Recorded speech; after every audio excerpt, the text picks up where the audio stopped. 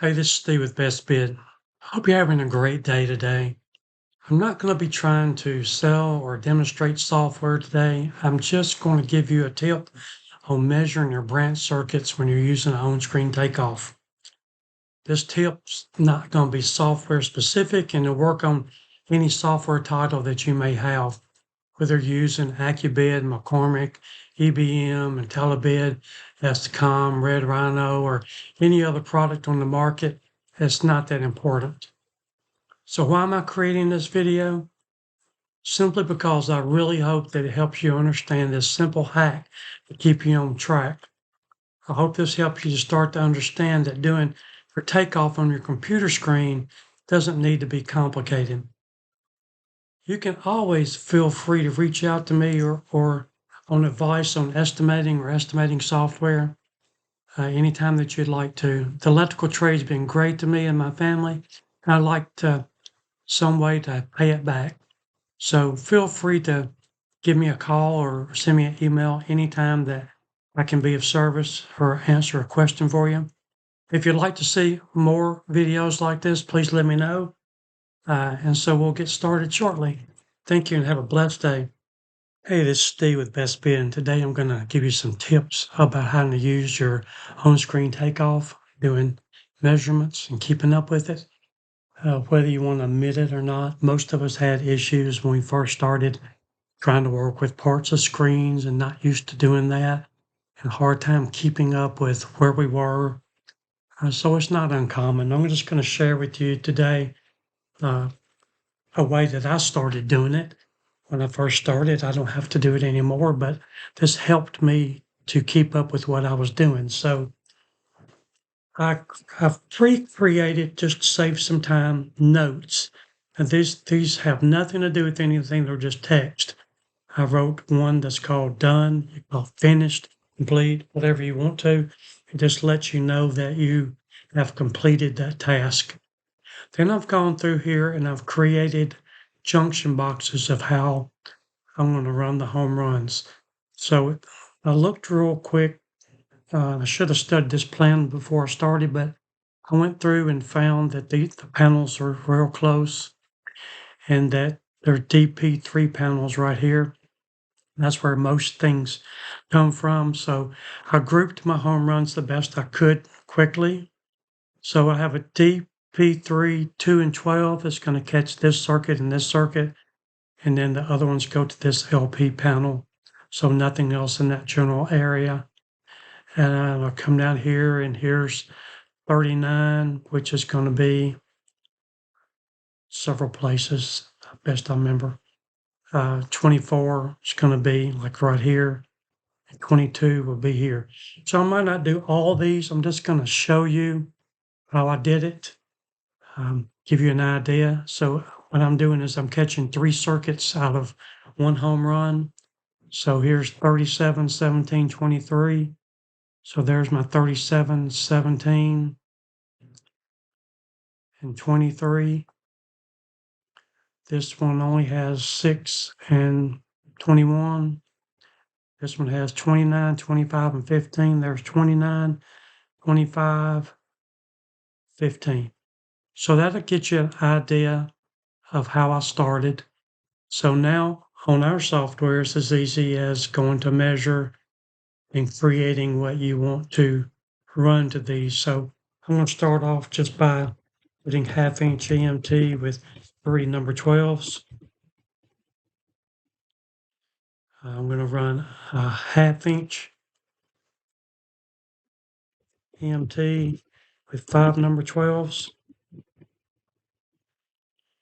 And for my home run, I'm going to run 3/4 EMT with 7 number 12s. I may make mistakes as I go, but the idea is just to show you what I'm doing. So here's my first home run. It's only gonna, let me go through here and change the color so you can see the different runs.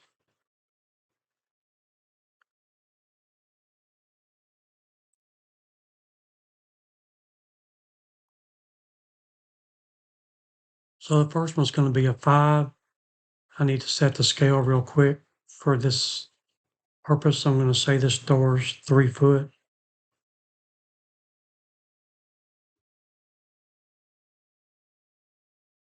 So now I'm going to measure this home run. I'm just going to take it back to the panel, TP3. On our particular software, to catch your ups and downs, all you have to do is activate that button, and then you can add, you see I added 10 and I added another 10 for the drops. I really didn't need a drop for this other side, but I just have a little fudge. So now I know I'm catching 2 and 12. So I want to just cover up 2 and 12, and I know that they're finished. And what I like to do on our software, you have the option to have 10-foot per receptacle if you wanted to. That's to get you above the ceiling, so you don't have to worry about your ups and downs. But I do like to get it a little closer, so I'll fudge it a little bit just to add a little bit of extra, just so I'm not going to run short. So now I can see that I finished those 2. So now this one's going to be a 7. So I'll just click here and I'll go back to here.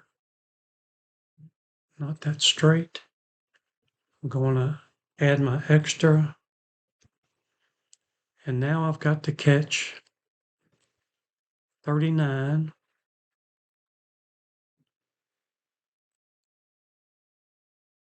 I know this one's 39, and you can do this a different way if you'd like to. I'm just kind of showing you, and this is 39.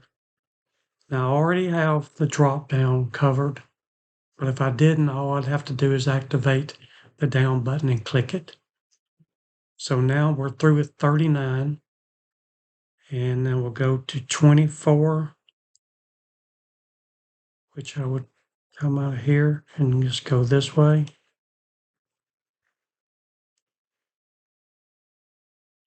And then 22. I might have possibly run 5 wires here and then 3 wires down. They're so close it really wouldn't make any difference. So now I can go back to my notes and just simply say I'm done with 24 and 39. There's a 39. There's a 39 and 22. So that kind of gives you a good idea. As I'm going through here, I wanted to pick up just a hair more for that one right there. So this is not to get a perfect everything. It's just to kind of show you a way of doing it. So here is 17,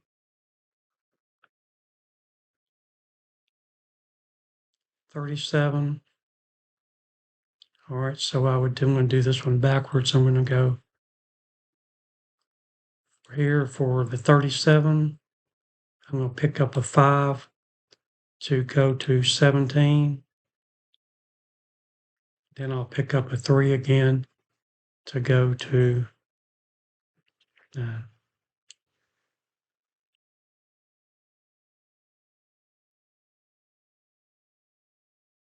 In reality, I'll catch this one in the wall, so I'm just going to have a little bit of fluff.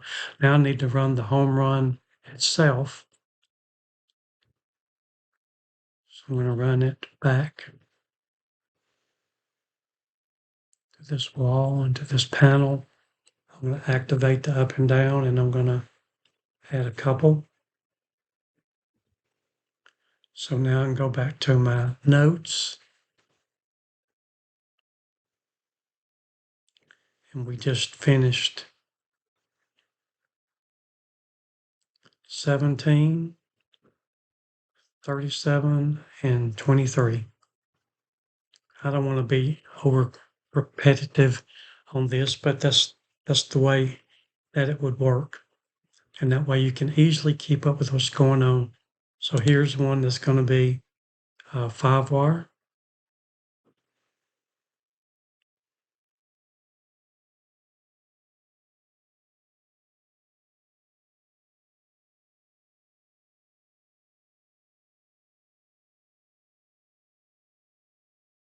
I'm probably oversimplifying this for some of you, and I'm probably not going simple enough for some of you, but maybe you'll get an idea.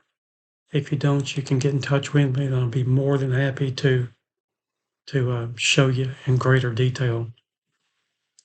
So now I would go and click done on these two circuits, keeping up with it. I know what I've caught, and I know what I need to catch. So the next one would be 29, that's here. 25's there. So I'll do one more and then I'll stop.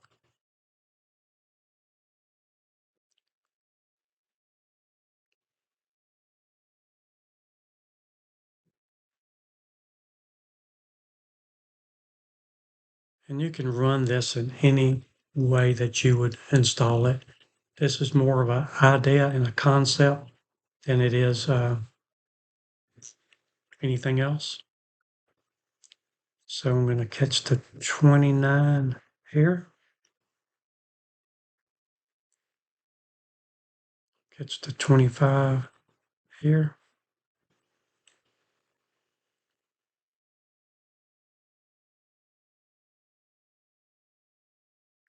And then the 15 is over here. And then again, I'm simply going to say done, done, and done.